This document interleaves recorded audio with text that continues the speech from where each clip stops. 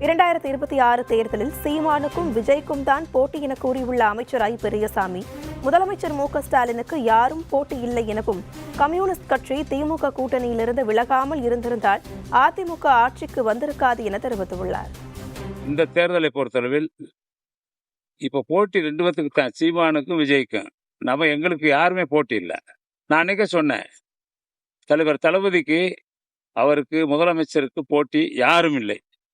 77 கூட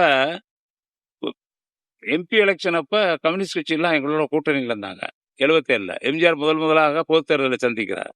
அப்ப கூட கம்யூனிஸ்ட் கட்சி எங்களை விட்டு விலகி சென்ற காரணத்தால் நாங்கள் 50 இடம் தான் வெற்றி பெற்றோம். உங்களுக்கு தெரியும், எதிர்கட்சியாளர் கலைஞர் அவர்கள் 77. ஆனால் கம்யூனிஸ்ட் கட்சி உடன் இருந்தால் அதிமுக ஆட்சி வந்திருக்காது. எம்ஜிஆரே முதல் தடவை ஜெயிச்சிருக்க முடியாது.